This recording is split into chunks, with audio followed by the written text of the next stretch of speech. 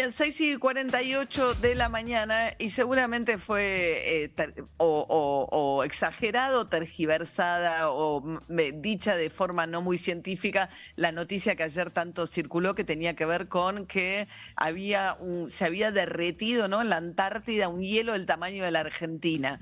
Leandro Díaz es doctor en Ciencias de la Atmósfera de la Universidad de Buenos Aires, investigador del CONICET. ¿Cómo andas, Leandro? ¿Qué tal? Buen día. Hola, buen día, María. Bueno, a ver, primero precisemos el alcance de la noticia.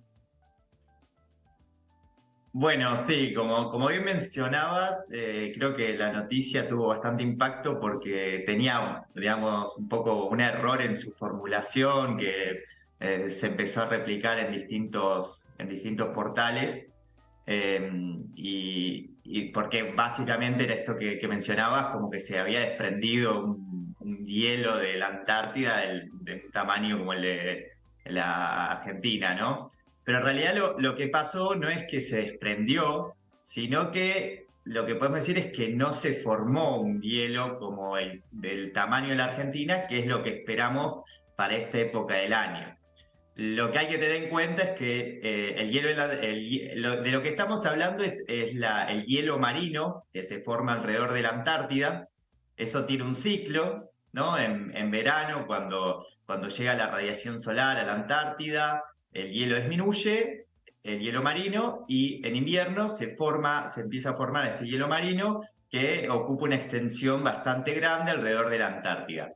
Y lo que está pasando este año es que esa extensión que está teniendo el hielo marino es considerablemente menor de la que suele tener, digamos, por lo menos desde que tenemos registros, que más o menos tenemos registros de 1979, registros que son satelitales, y lo que estamos viendo es que este año es bastante anómalo, con una extensión bastante por debajo de lo que esperamos para esta parte del año, y más o menos, si uno hace la cuenta, ¿no?, de cuánto menos es esa extensión, lo que nos da es alrededor de 2,5 millones de kilómetros cuadrados, que es más o menos el tamaño de la superficie argentina.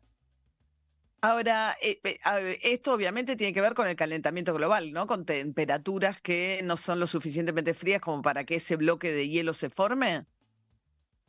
Sí, no, a ver, todavía no está del todo esclarecido por qué está pasando exactamente esto. Podemos pensar que una parte tiene que ver con el calentamiento global. eh, si vemos lo que está pasando en otro, por ejemplo, en el Ártico es mucho más clara la señal y vemos que paulatinamente en las últimas décadas ha disminuido muchísimo lo que tiene que ver con el hielo marino. En la Antártida no es tan clara esa señal. Podríamos decir que hasta 2015 no estaba muy claro, y en 2015 se empezó a ver una disminución bastante grande de la extensión de hielo marino, así que venimos desde 2015 teniendo años con extensiones de hielo marino bajas, pero de todos modos lo que está pasando este año es incluso bastante más anómalo de lo que venía pasando en los últimos Claro. años. Entonces, también ahí hay una componente que tiene que ver un poco con cómo está haciendo la circulación atmosférica, los vientos, los patrones de presión, de vientos, que están favoreciendo, digamos, que no se pueda formar el hielo marino como se suele formar habitualmente, por lo que, si bien estamos teniendo este año muy anómalo, no necesariamente el año que viene va a ser igual, digamos, porque seguramente hay una componente que tiene que ver con esta circulación que también está ayudando, digamos, a que se esté formando menos hielo.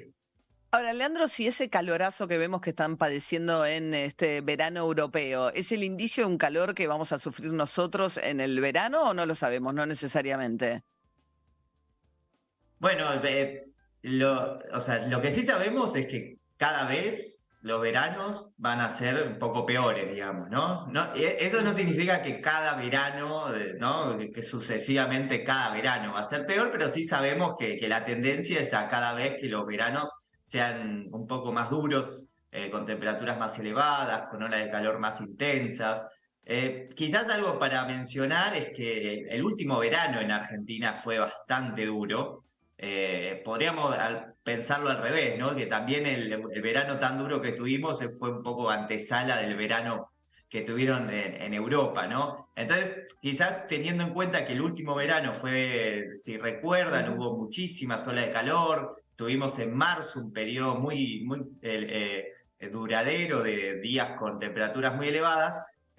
Quizás eso es difícil pensar que el próximo verano necesariamente va a llegar a ser tan intenso como fue el último, pero sí sabemos que, bueno, en los últimos años, en general, los veranos más cálidos que tenemos en el registro se fueron dando en los últimos 10, 15 años. Claro. Bien, Leandro Díaz es doctor en Ciencias de la Atmósfera de la Universidad de Buenos Aires, investigador del CONICET. Muchas gracias, Leandro, que tengas buen día. Muchas gracias, buen día. Y justamente